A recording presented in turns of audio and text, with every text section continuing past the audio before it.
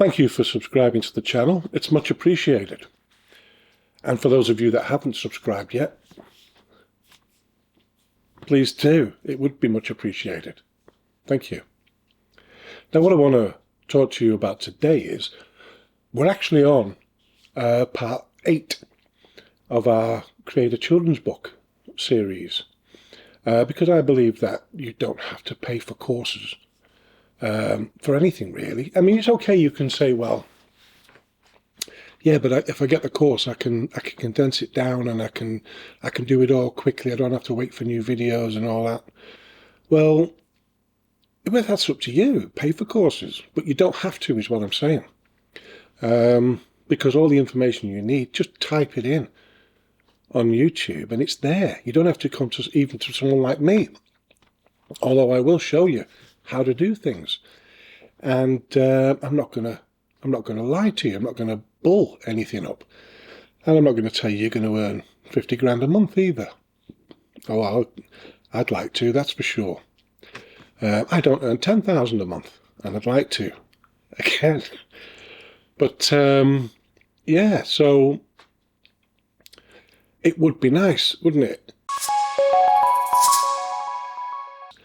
We're going to publish the manuscript we've created and the cover for the children's book, which we've created. And we're going to put some words together for the description, put the title in.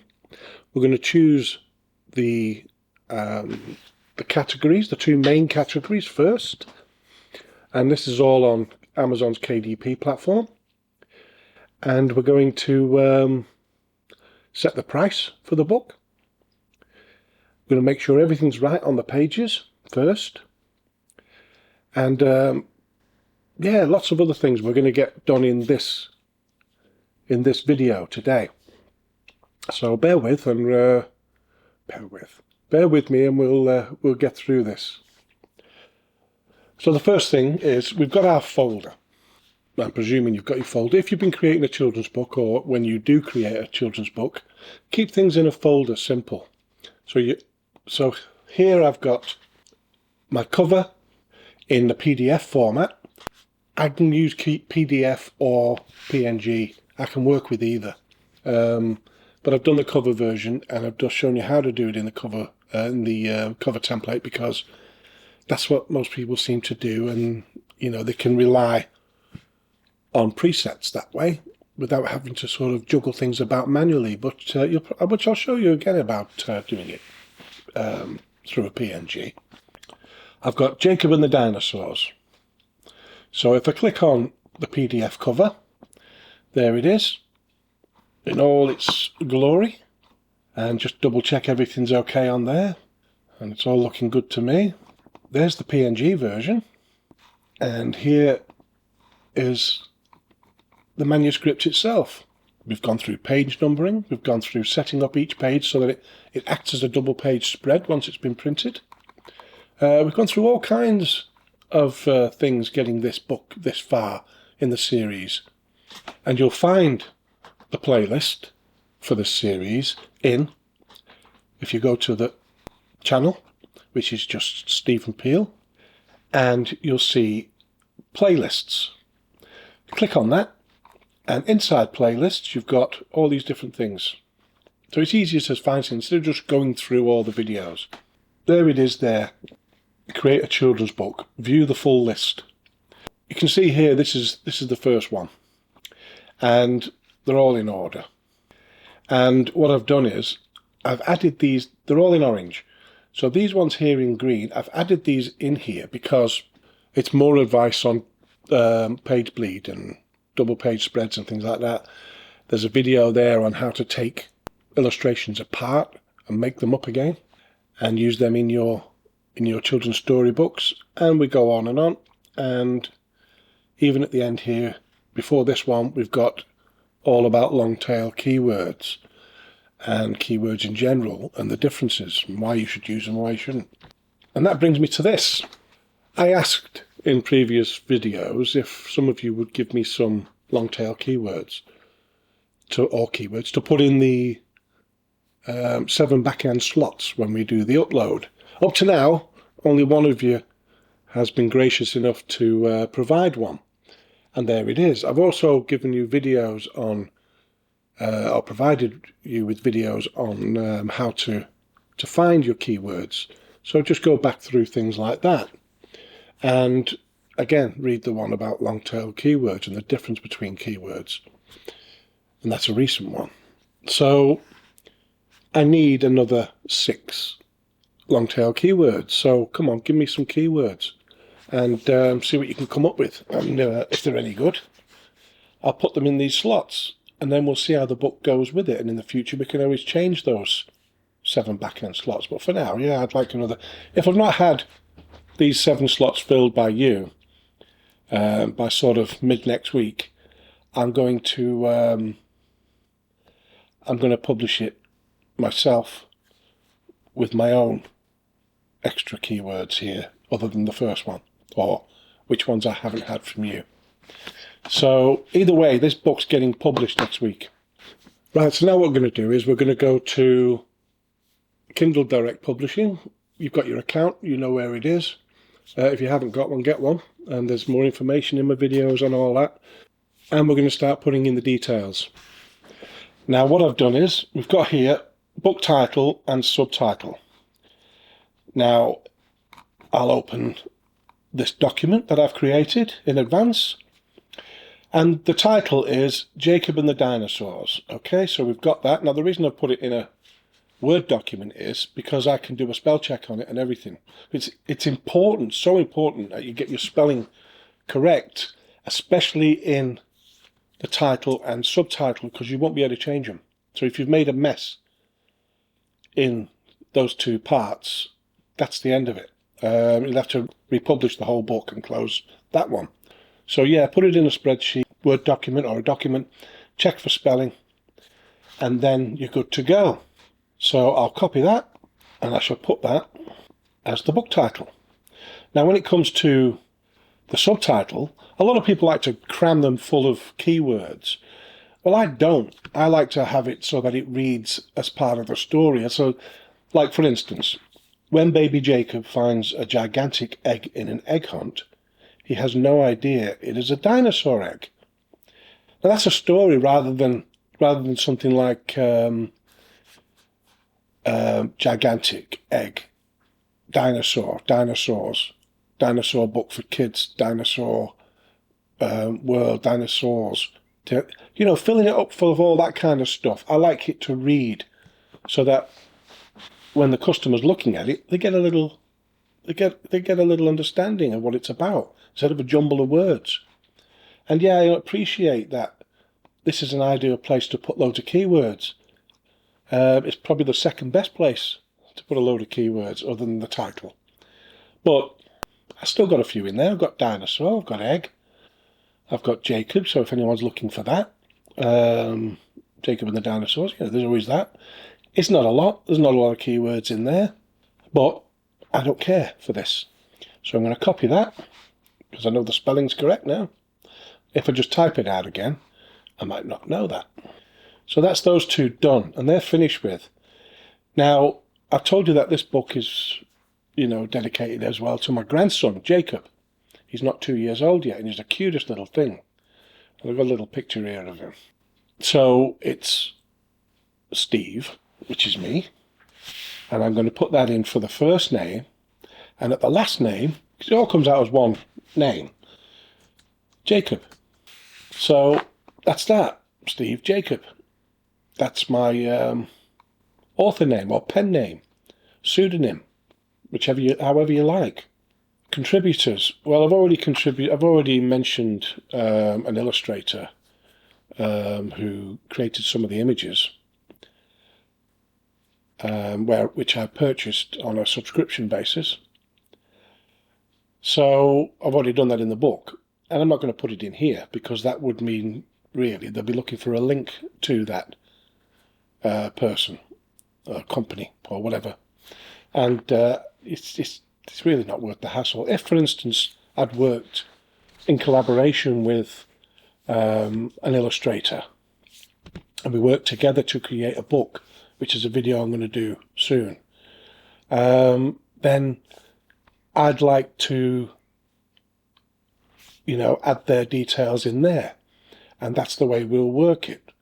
But as I use images at the moment for this book on a subscription basis, and I can play about with them however I like, because I've got the rights for that, I've purchased the rights to do that, we'll leave it blank for now. So we come to the description. Oh, excuse me while I just have a little... My wife made me that before she went out, and I usually let them go cold, and because I'm always busy, my mind's always chocker, and I have to be reminded that I've got a coffee there. But it was nice of her, and because it's horrible out there at the moment, it's throwing it down. Typical British summer. We're here in the northwest, at least. Right, so we're going to use HTML now. I've done a video for that, all on HTML, which you can see in the link. But we're going to keep this really simple. I'm going to put this bit of code in the description. Play about with the code as well, see what happens. This code here is for the heading. And this code here is for each consecutive line. And that is just for the end. Now, people who know HTML might look at that and go, yeah, but you could have done this, and you've done that about the wrong way, and you've done this and that. And sure, it's quite likely. But this works. And it's easy for me, and it'll be easy for you. If you've got any information on how to tinker with that HTML, leave it in the comments for other people to get the benefit from. Right, so we've got the heading here to put in, and we're using this code here. So I'm going to put the heading, which is Jacob and the Dinosaurs, as we know, here. So I'll delete that. Jacob and the Dinosaurs. Okay, check the spelling, everything's okay. Now you can edit the description, so if you want to change that at any time, that's not so bad. So if you make a bit of a cock-up, if you make a bit of a mess with the spelling, then you can always go back to that. So that's okay. Right, so that's that bit done. So the next bit is the description lines. So we've got add description here prior to that. So this A will end up starting right here at the end of this code here. And we're going to remove that for now. So all we're left with is this. Let me just move it out of the way from that bit of text there. Now we go back up here. I've already created the contents on each line. So for the first line I've put follow Jacob from Bubble Bath to the land of the dinosaurs in this fun-filled, full page adventure picture book. And I like that. And it's spelt correctly. So I shall copy that and I shall place it just before that bit of code. So we go to the next line. Now it is a story for young children and a story that adults, teachers, parents and grandparents will love reading to children. So I shall copy that, and I'm just going to place that right here at the moment for the next line, and I'm going to copy that bit of code without the full stop, and I'm going to place it at the end of this one. So then we go down to the next line. All pages are edge to edge, full colour printed with premium ink on premium paper. The book cover is high gloss. I don't like that, so I'll just remove that A. The book cover is high gloss, so it can be easily wiped clean. Okay, I shall copy that, and I shall put it on the next line. And I shall copy this code again, copy, and paste. And I'll go down to the next line. 38 large format, 8.5 inch by 8.5 inch. Let me just close this little gap up here. 8.5 inch by 8.5 inch, or in millimeters, pages. Okay, so another line. Now you can write your description however you like. I'm just showing you how I've done mine. You can add as many lines. Don't have lines, just have one paragraph or a few sentences, or however you want to do it, really. So that's that done. So I want to copy this again from the end of this one, and I'm going to put that in there, and I'll go down, just move these gaps. I don't like gaps between anything. Okay, and I should go down to what I think is the last one that I've done. An ideal gift at any time of year, including birthdays and Christmas. Now I could put birthday and Christmas, but which would probably get more notice, but I won't. So now I want to put an end to it, which is simply this little one. And like I say, I'll leave you with all these codes. There's our whole HTML. Now if I just remove this, where I described it was a heading, I remove these descriptions, this description line information here, where I've wrote it's a description line. So that's everything we need that's going in to our description. Now I'll just close everything up so that there's no gaps between each line. I'll move down to the next one and delete, and to the next one and delete, and to the next one, delete, and delete. And there's a big little gap there. I don't like the gaps. And it looks like a real jumble there, doesn't it? So I'll copy that, and we're going to go to Code Beautify. Now this is there's a link in the description. Right, so what we do then is it's the most basic, it's simple, and it works. So I've copied from the document. Now I right click on my mouse and click paste. There's all the text gone in, and that's what it's going to look like.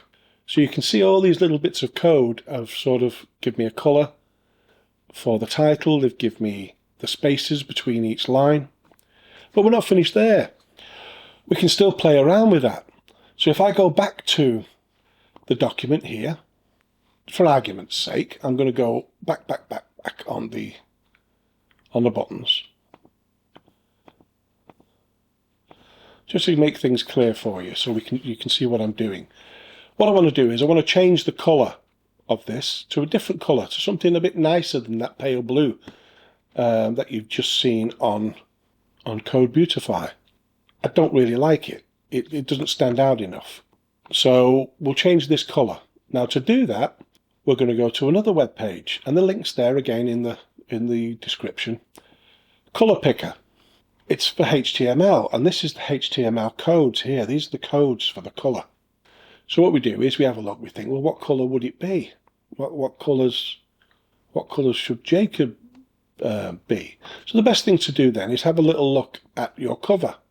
And I kind of think that this dark, this greeny kind of colour here would probably be better. So it's a much darker colour. And I think, yeah, we'll go with that. I could always use this kind of colour here, this green, but it's a bit too light. So I'm going to go with this turquoisey kind of colour. So let's have a little look what we've got here. And I'll keep it kind of dark so that it stands out. And I'll just move that little thing on the mouse there, move it all over the place until I've got the colour I want. And here's a list of colours here. So I'll highlight that by clicking the left mouse and dragging it across, the right click, copy, and I'll go back here on our document and I'll left mouse, highlight everything and right click and paste. Right, okay, so that's that in. The code's actually in there. We've changed whatever it was. You can do it manually. You don't have to copy paste. You can just delete what was there and just type it again. I want something at the beginning of each of these sentences in the description. I want dinosaurs and babies and stuff. I want it to stand out. So what I do is to another web page. Again, it's in the description. I type baby in there, and we're in Emojipedia.org. It's a great resource. It's free. Everything, all these things are free that I've been showing you. And I'm not affiliated to any of these, so I'm not selling you anything. Medium light skin tone. That looks like little kiss curl on there, little curl there from for Jacob. So I can copy that, and then I can go back to our document, and I can put it at the beginning of the line. So there we've got a little Jacob, and I'm going to go for a dinosaur. Okay, we've got a sauropod, a T-Rex, and a crocodile. Well, you can just skip the crocodile. Well, we'll go for the T-Rex. I'll copy that. We'll go to our document, And I shall put that at the beginning of there. Now, I mean, it looks black and white, but it might not do when it comes to it, depending on the browser you're using or the mobile phone you're using. We can have a sauropod. We can copy that. We can paste that. And I'm going to give a little space between them. And that'll be that. Those 3 important points, and that's because I've not got any more dinosaurs, and just leave these 2 as they are. Just bringing them all up together so it's all one paragraph, if you like. Copy, go back to HTML, highlight all that, right-click the mouse and paste over the top of it. And yeah, look, we've got the little colours here for the dinosaurs in there. And the nice darker green too for Jacob and the dinosaurs. I like that. It's simple enough, and we're going to go with that. Right, okay, so, and we're going to put that code in, and that's that. Little gap there. I mean, I don't have to. I mean, it wouldn't make that much difference. It's just that I'm a bit of a fanatic when it comes to why is there a gap. So that's the description done. I own the copyright. Yep. And we've only got 7 slots here, and I've only got that one from one of you. So come on, give us some more. And thank you for this one. So I'm going to copy that one, and I'm going to paste it in here and get rid of that one that I've put there. If by middle of next week you haven't come up with anything for me to help me out with this and help us out get some idea on what we're doing here, I'll be filling it in myself, and I'll not be showing you what they are. No, but give me some long tail keywords. Categories to choose from. This is a good one because you get 2 picks here, but you can have as many as 10 categories. And I've done a video on categories, and I'll leave a link to that. And you can go and check that out for doing your 7 back-end slots. But with these here, I'm just going to keep it simple. I'm going to go for main categories, but that's really all you've got here. You can try to get some sort of obscure category, but try and keep your categories relating to your book. So I'm going to go with juvenile first, and I'm going to go with juvenile fiction. And I'm going to go with animals, dinosaurs, and prehistoric creatures. That's 1 picked. Now I'm going to go with non-fiction, nature, animals, and again, dinosaurs and prehistoric creatures. So they're in 2 different categories, juvenile and basically non-fiction. But I've got juvenile fiction and non-fiction because, dinosaurs did exist. So they're my 2 main categories. I will be adding 8 categories later once we've got the 7 keyword slots filled next week. Does your book classify as any of these types of books? Choose all that applies. Low content book, journals, notebook, planners. Nope. Large print books contain 16-point font sizes or greater. Yes. If you check this box, large print will appear on your book's Amazon detail. Does this book contain language, situations or images inappropriate for children under 18? No. Right, so I'm going to leave these slots, like I say. Everything else is filled, and we'll go to the next section. You've got 2 choices. Use your own ISBN or use Amazon's. I've got my own ISBNs, and I use them for certain books. If I hope that they're going to get into the bookstores, or I want to push them into the bookstores. But to be honest with you, Amazon are selling all the books I need sold. Done. That's my ISBN number for my book. Publication date, never bother with that. You can if you want. If you wanted to set a date 2 months in advance or whatever it is, whatever they allow, or, you're just prepping for this book, you can use these dates to say when it'll go live. Right, I want premium colour interior with white paper. Trim size. Select a different size. I want 8.5 by 8.5. Full bleed, but only in PDF, which is great. That's the way we're going. And I'm going for a glossy cover because it's a children's book and they can wipe the grumpy bits can be wiped off. Upload a manuscript. Okay, Jacob and the Dinosaurs. Launch cover creator or upload a cover you have in a print ready PDF only. So that's the way we're going now. Upload the cover, and there's the cover. Uploading. Save successfully. Launch previewer. Now this can take quite a bit of time. When we get this loaded, we need to go through every page, and we have to make sure every page is aligned. There's no big gaps. There's no difference because we're using double page spread in this. There's no big differences in the 2 pages. If there is, back to the drawing board on those pages and readjust them. The cover looks great, and there's just enough gap here from that side, just enough gap here from the binder. Right, okay, everything's in place. That misses the text as we expected, and it's in front of the green line like we talked about. Yeah, okay, that works. So now we go through the book. Here's the big tester. You can see here on the dotted line there's a bit of shading, but there's no warnings. And that's what you look for. Normally you get a warning if there's a real issue. And the text that we did on the inside page just narrowly gets in there, so that's good.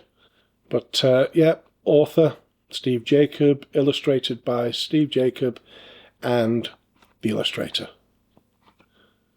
We're looking for where these lines meet up. Curtain rail, that's great. Curtains meeting up in the corner. Skirting boards are good. Everything's in, text is in, page 1, page 2. Next. Everything looks great. Check all these lines in order to get that double page spread perfect. And it is.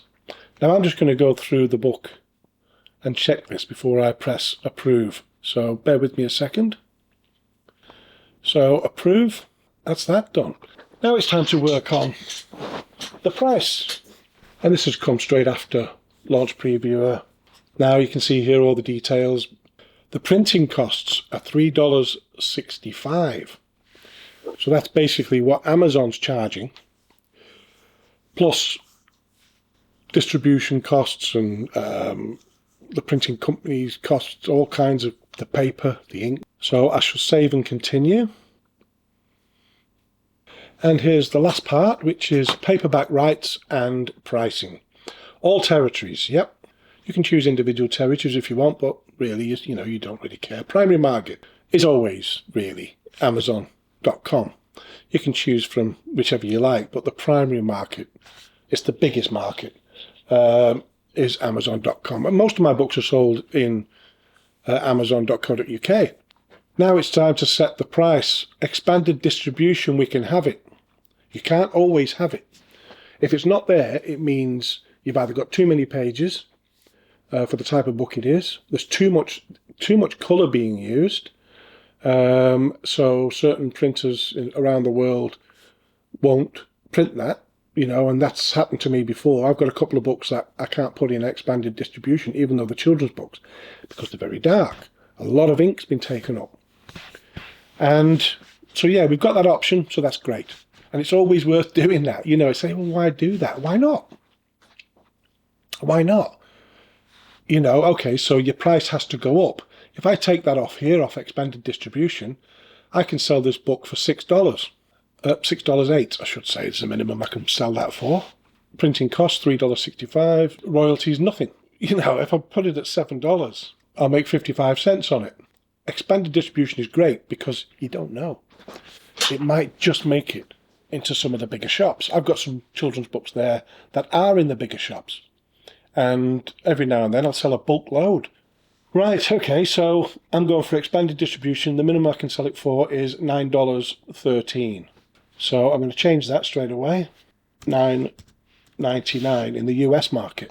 Royalty in expanded distribution is only 35 cents. But again, so what? It's all extra money. And especially if you're selling 10 or 20 or 30 at a time to a retailer, which can happen. So bear that in mind. It could really shoot through the roof. You need a few people asking a few retailers, have you got such and such a book in? Which is an idea for you, by the way. And the retailer goes, well, no, we don't have that book. Can you look into it for us? And they may actually decide to try to get hold of that book. Royalty, for me, normal royalty, is $2.34. So that's what I get. And in expanded distribution, only 35 cents. It's extra if it goes. So I'll make $2.34 on my children's book. So I go through all these then. And now you've got all this, including VAT, including VAT, including VAT. I hate all this. I really hate all this. Because it can be really hard to work out. You don't have that with ebooks. And that's another thing I'll talk about, because I don't like my children's books in ebooks because they don't really do well.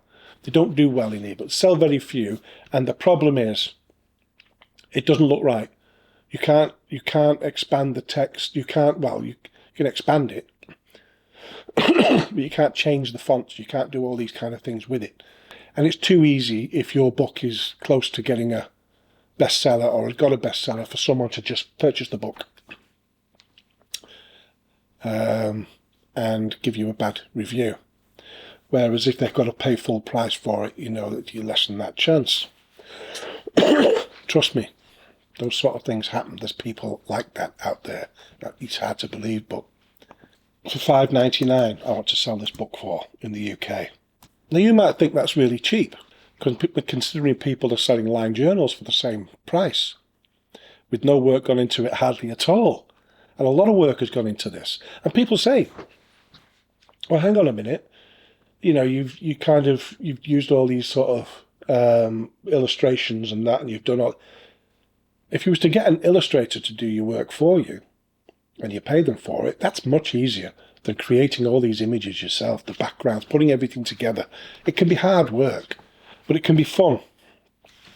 Last drop. So, okay, the printing costs on that are £2.05. Other costs come into that, like distribution and all these kind of things, taxes and that. So that's why my royalty for this in the UK will be £1.54. Not a king's ransom, but I've got one particular children's book there that's rampant. It's gone rampant at the moment. And I'm selling as many as 3 or 4 copies just on that one book every single day. And yeah, I'm thrilled about it. And it's gone into expanded distribution and selling through retailers. So when you think, okay, £1.54, but if you're selling 4 copies and you're getting £6.16 or whatever it is, you can't argue with that every single day on top of all your other books. And you don't know how big it's going to get from there, or if it does, but it could. My royalty on expanded distribution is 35p, which is better than 35 cents, as it happens. So now I've got to go through these, and where it's got including VAT.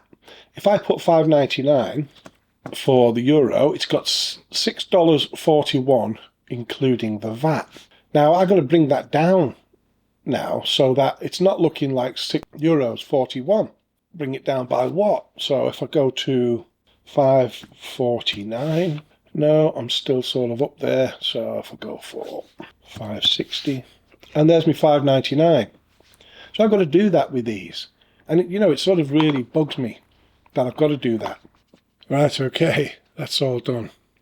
Now you'll see here on the right-hand side, .com and .co.uk for me, expanded distribution is only offered in these 2 regions, not offered in this marketplace for France and Spain and so on. I've no idea what the reasons are for that. It may be that there's no one to sell it to. It may be a language thing. Now then, I can just save it as a draft, or I can publish the paperback book. Well, we're not ready to publish yet because we still need them 6 back-end keyword slots filling. So I'm going to save it as a draft. Other than that, we're ready to go. Good, it's been saved as a draft. Now, what happens to it from there is, if I go to bookshelf, so we're just waiting to continue the setup here, as it says draft. That's what the cover looks like. And yeah, I've made up with that, Jacob and the dinosaurs.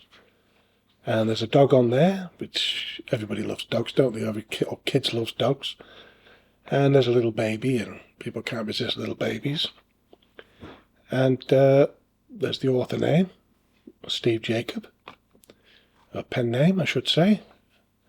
So that's myself and my grandson, like I say. And that's it.